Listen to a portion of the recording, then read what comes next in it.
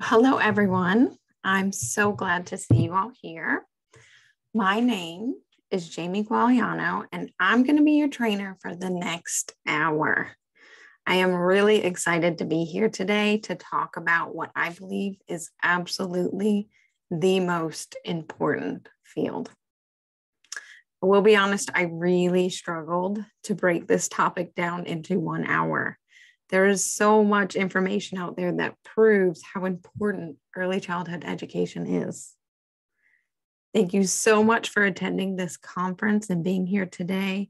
I am grateful to be allowed to speak about a topic that is near and dear to my heart. So today we're going to be talking about the importance of early care and education. And I'm hoping that you can leave this session not only being real believers in early childhood education, but also empowered advocates for the field.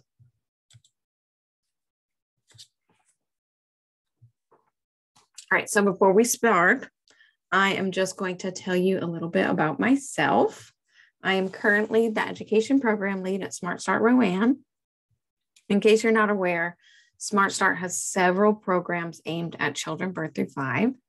We have weekly kaleidoscope play and learn classes throughout the community.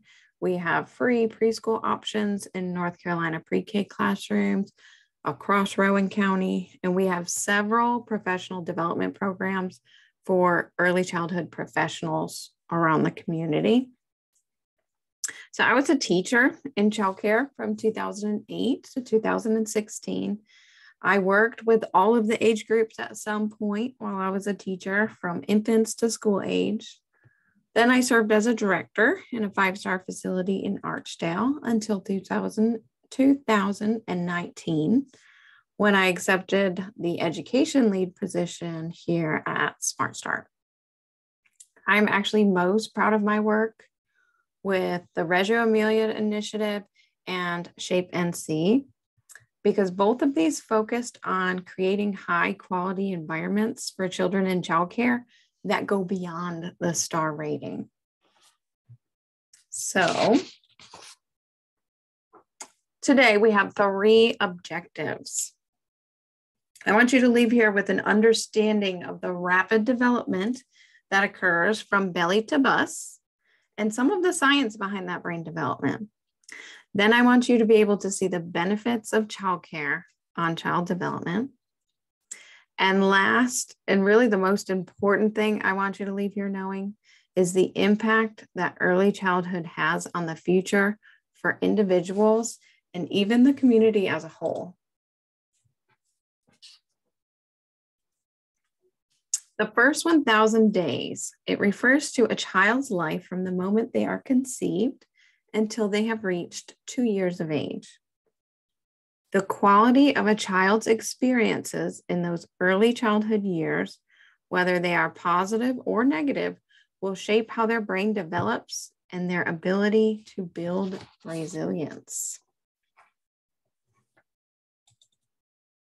Nope, I went too far. Okay, so the Mayo Clinic defines resiliency as the ability to adapt to difficult situations.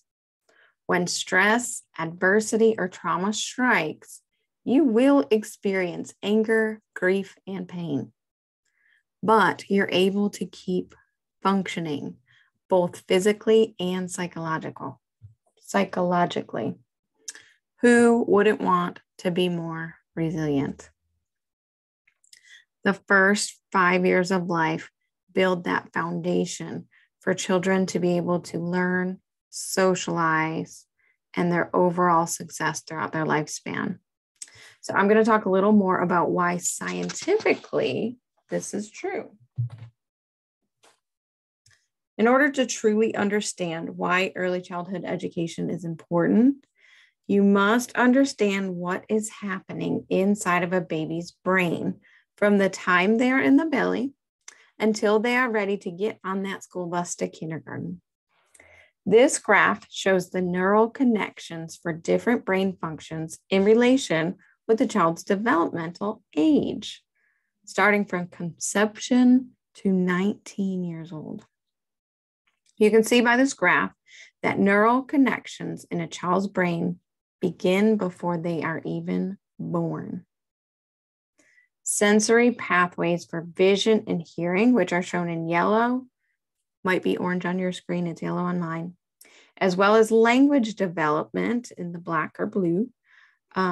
These peak during the first 1,000 days, and then they begin to decline before the child's second year of life. Cognitive function, neural connections shown in red, hit their peak around 1 year of age. These connections continue to develop at a rapid rate until a child turns 5 years old. Newer studies have shown that this rapid development continues through 8 years old now.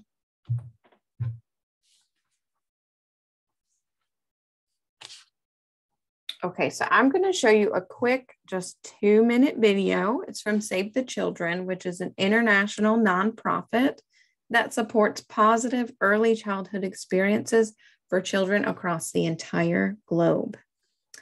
This video I'm about to show you explains a little deeper the role of the neural connections that I just talked about.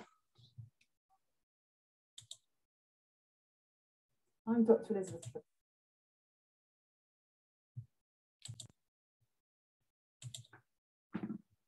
I'm Dr. Elizabeth Kilby, and I'm a consultant clinical psychologist working with children and families. And my real interest, my passion, is working with under fives and looking at the ways that they develop, what their strengths are. Hi, my name's Dr. Sam Was. I'm a research scientist based at the University of Cambridge and the University of East London. What really fascinates me is how young brains develop, because it's really tempting to think that a baby's brain is like a small adult brain, and it's really not. It's like a sponge. And their brains are developing at twice the speed. They're working through information twice as fast as adults. So the brain is made up of billions and billions of cells called neurons.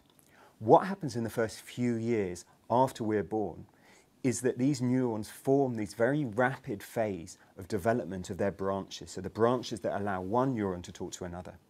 So it's like a forest coming into bloom. So a 2-year-old's brain has twice as many connections between cells as an adult's does.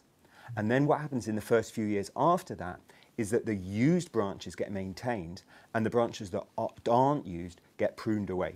So this is why it's really, really important that these early years, when all of these vital early stages of brain development are going on, during this time, we give as many different forms and types of stimulation to a young brain as we possibly can. Because all of the research suggests that this really has a big influence on which neurons get kept into the adult brain and which get pruned away. What we worry about is if these connections aren't made, if this foundation is not there, this can affect children's learning and even their emotional development. And the consequences of this are far-reaching. It can affect them into adult life. We can all work towards giving children the stimulation, the interaction, the engagement that helps them develop. I can't think of anything more significant than giving young people the best possible start in life. And we can all do this. It's so achievable. And I wonder if we can really start to think about the idea that playtime, interaction, talking, sharing, that's brain time, that's developing, that's exactly the skills that we need. And we can encourage everyone to get on board with this. Think of the gift we're giving this generation.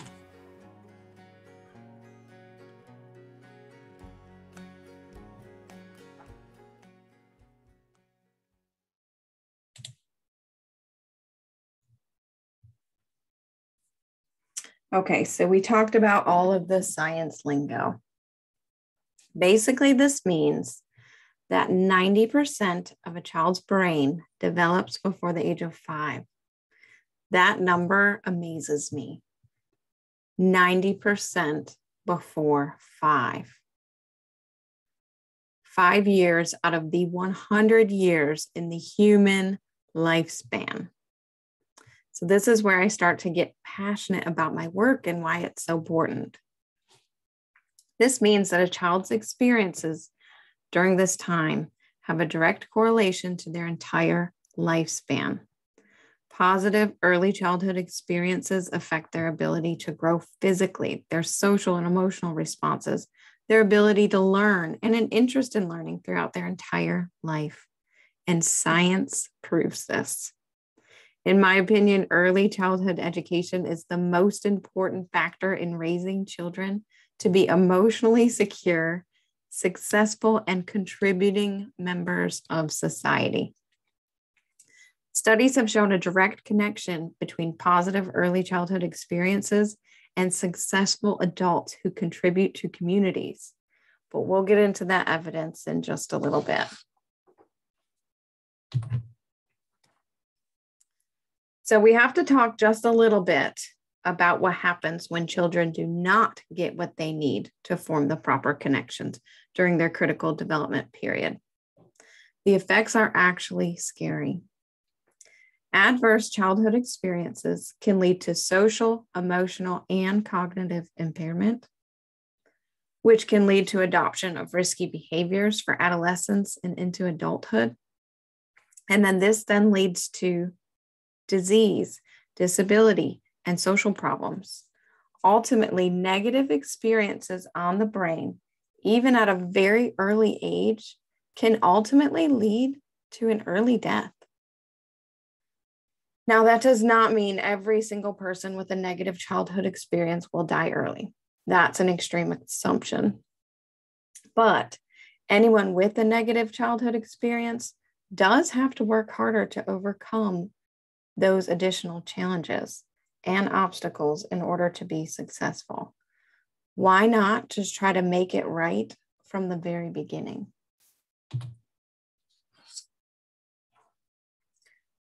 So now that we've talked about what is happening in the brain during those early years, we need to connect that information to early childhood education. What is it that children are getting while they are in childcare that helps them form all of these important connections? Children are receiving experiences, socialization, making connections, and even getting proper nutrition they need in order for their brains to grow and develop to their maximum potential.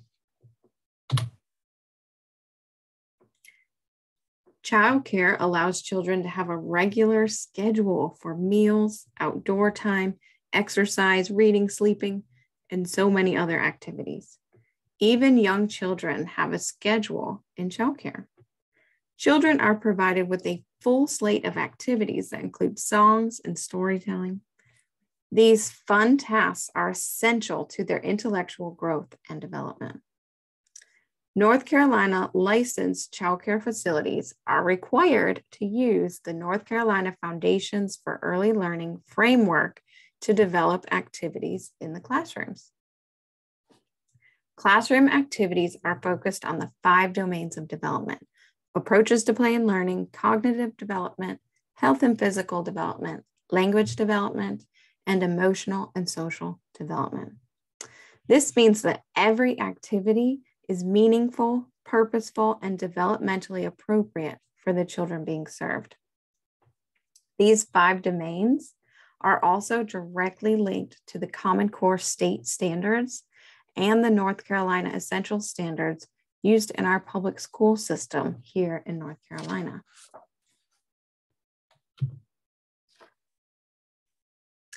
An extensive study by the U.S. National Institutes of Health found that young children had higher cognitive and academic achievement scores as teens if they spent time in high-quality daycare as young children.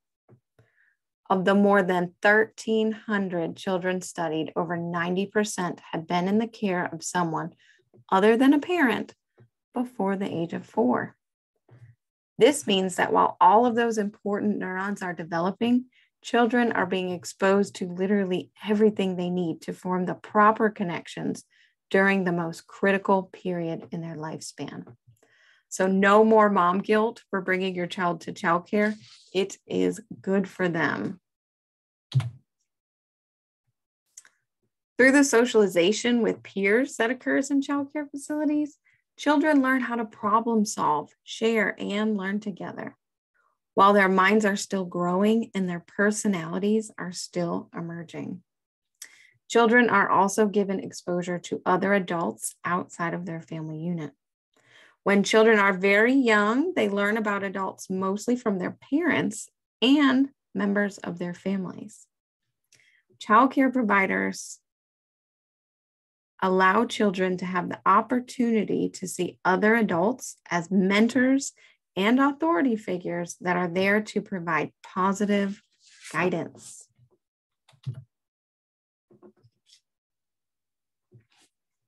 Language and literacy development are major domains of early childhood. They involve development of the skills used to communicate with others through spoken words, as well as the ability to read and write. Child care providers play an important role in supporting early language development. The building blocks for language development are present in children's lives beginning at birth. Babies who are only a few weeks old prefer their parents' voices. Infants begin making their first language sounds within the first few months of life. Children in childcare experience singing, reading, conversations, writing, drawing, finger plays, rhymes, poems, music, and storytelling. Language is a tool that helps children make many connections, understanding meaning, sharing feelings and needs, connecting with others, processing new information, solving problems, and understanding society's expectations.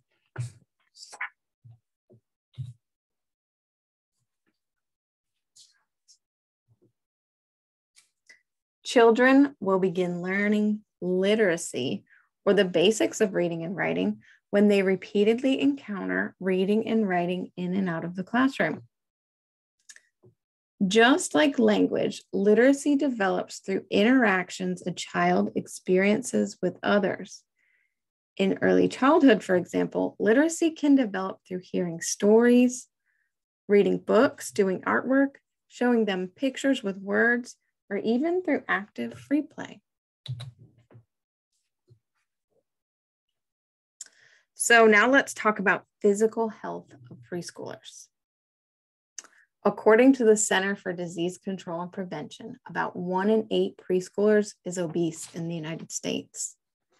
In North Carolina, roughly 3 out of every 10 low-income children ages 2 to 4 years old are overweight or obese. Children who are obese by age 6 or overweight by age 12 have a greater than 50% likelihood of becoming obese adults. According to a report by the Trust for America's Health, almost a third of adult North Carolinians are obese.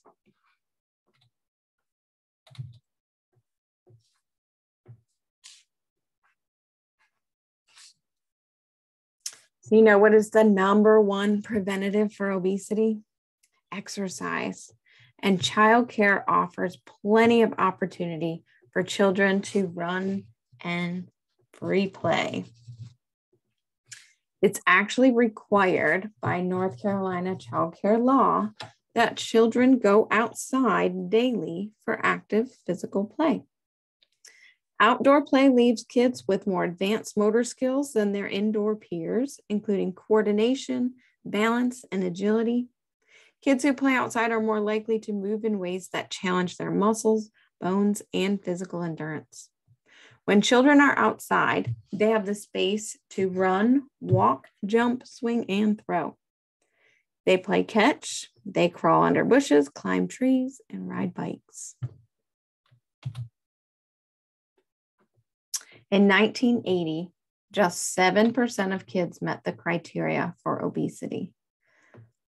3 decades later, studies found upwards of 1 in 3 kids could fall under the obesity classification.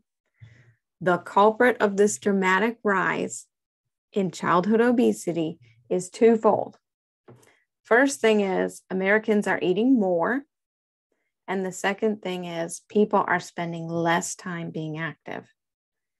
Kids who spend more time playing outside are less likely to be obese because they are so energetic. They're away from the television or computer screen. They're running, jumping, climbing, and generally burning more calories than their counterparts. Obese children are at higher risk for problems like cardiovascular disease, asthma, diabetes, and sleep apnea.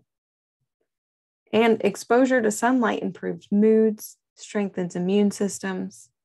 Outdoor play also helps children with ADHD by giving them an outlet for the activity and energy that often creates issues indoors.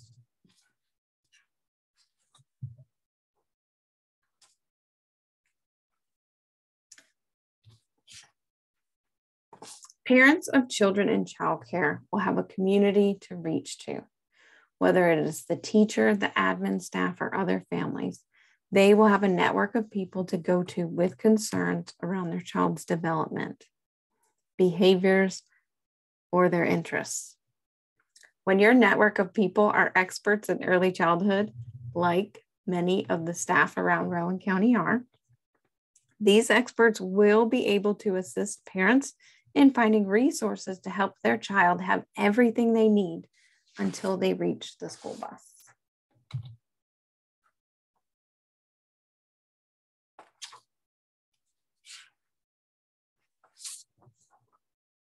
So in the field of early childhood education, I have to go to the right side. Inclusion describes the practice of including children with disabilities in a childcare setting with typically developing children of similar ages, with specialized instruction and support when needed. Federal law says that children with disabilities have a protected right to be educated in the least restrictive environment. Research has shown that inclusion, when done well, can be very positive for both young children with special needs and their typically developing peers. Childcare providers can play an important role in making inclusive childcare successful. So some of the benefits of inclusive childcare for children with special needs include chances to learn by observing and interacting with children of similar ages, time and support to build relationships with other children, chances to practice social skills in real-world situations, exposure to a wider variety of challenging activities, opportunities to learn at their own pace in a supportive environment, and chances to build relationships with caring adults other than their parents. There are also benefits for typically developing children. These include an increased appreciation and acceptance of individual differences, increased empathy, preparation for adult life in an inclusive society, and opportunities to master activities by practicing and teaching others.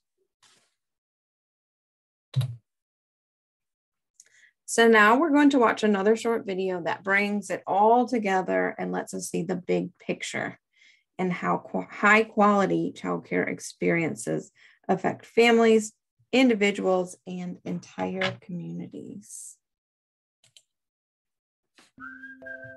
What a child experiences during the first years of their life has a lasting impact on the development of their brain. While genes set the roadmap, experiences create the neural connection inside the brain that sets the foundations of our emotions, language, motor skills, vision, and memories. If one region gets additional stimulation, the neural pathways within that area and the connections to other areas grow stronger. This process is called synaptic pruning. You can also imagine your brain as a planet. There is motor skill metropolis, memory mountain, and vision village. Through the years, popular cities grow bigger and links between them get larger. Now, if one area was never developed, there can be traffic jams. This then slows down the development of the entire brain. Some neurotransmitters will be tired getting to work. Others will take shortcuts and get lost. Betty Hart and Todd Risley studied children's exposure to language. On average, children from families on welfare were exposed to about 600 words per hour. Kids from rich families got about 2,000. By the age of 3, the gap becomes 30 million words. But it didn't end there. Children from privileged families received much more positive feedback. For every 6 words of praise, there was only 1 word of discouragement. Welfare kids, however, had twice as much discouragements as praise. This could make a difference that lasts a lifetime. In a study that began in 1963, psychologist David Weikart and his team randomly divided 123 underprivileged kids into 2 groups. One group spent 2 years at a top preschool with excellent teachers. They made art, discussed problems, and received a lot of attention, respect, and love. For the other, life went on as usual, often without much attention from anyone. 40 years later, the high-scope Perry preschool study was published. At age 5, 67% of the children in the top preschool group had an IQ of over 90. They were school-ready. Of the others, only 28% achieved that. At 14, there was a big difference in basic classroom achievements. At 27, the top preschool group were more likely to own their own home. And at age 40, they earned more money and were less likely to ever be sentenced to jail. The researchers concluded that the 2 years at preschool nourished the children not only intellectually, but also gave them social skills, courage, and perseverance. This combination of character strength, also called grit, was later responsible for their success in life. The $15,000 invested in putting those kids into preschool later benefited the entire society, mainly through a reduction in crime. The total return of investment was estimated to be at $195,000. In 2006, Nobel Prize-winning economist James Heckman published what became known as the Heckman Curve. It shows the return of investments in education, which is the highest in the early years. Governments have since started to act. In Germany, parents get a lot of financial support to raise their kids. In Japan, mothers or fathers can take a full year of paid leave. In France, all children go to kindergarten free of charge. If you happen to be in charge, know that with every extra minute you spend encouraging and talking to that little troublemaker, you might be doing him a favor for life. According to the University of Michigan, regular family dinners are a stronger predictor of good grades than doing homework.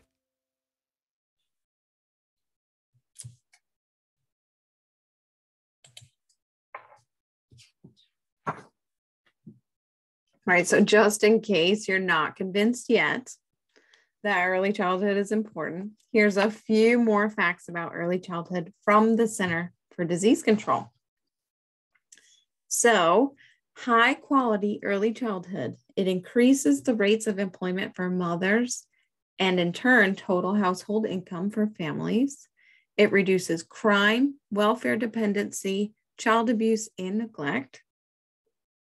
You see an increase of savings from reduced grade retention, savings in healthcare costs, savings in tutoring for children who fall behind, improvement in health outcomes overall, better jobs, and higher earnings throughout employment years.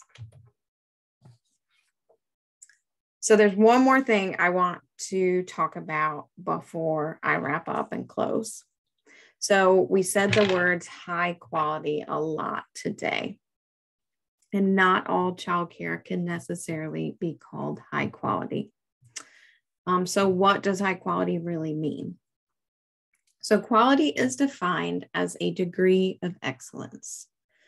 And there are many different methods to determine whether or not a childcare is high quality.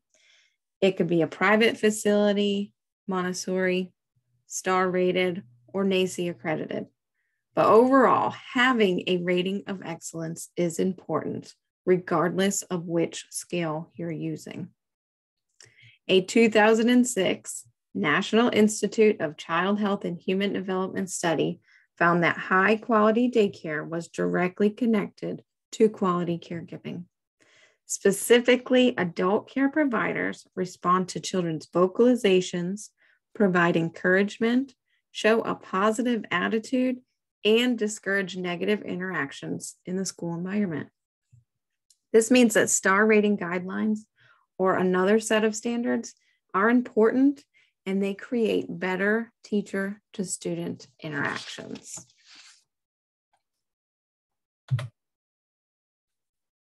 So that was a lot of information in a short period of time. But I genuinely hope you learned something new surrounding the importance of education during these early years of development.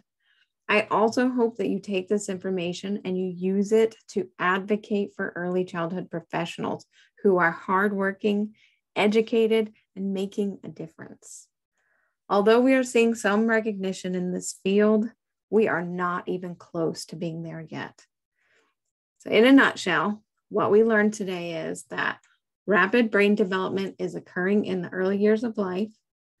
Children are provided with the experiences needed for their brains to develop appropriately at high quality childcare settings. Science backs up early childhood as being beneficial to development, and statistics have proven that quality early care and education programs have a lasting positive effect on individuals and the community. So now I'm not going to tell you to be an advocate without telling you how to advocate or who to advocate to. The North Carolina Early Education Coalition is a great resource for you to sign petitions concerning worthy wages for childcare professionals, give some input for what our industry needs to recover from this pandemic, or you can even get a list of legislators to write emails to or letters. The most important way to be an advocate, though, is to have conversations. Take every opportunity you can to express the value and importance of early care and education for the community. Thank you guys so much for listening today.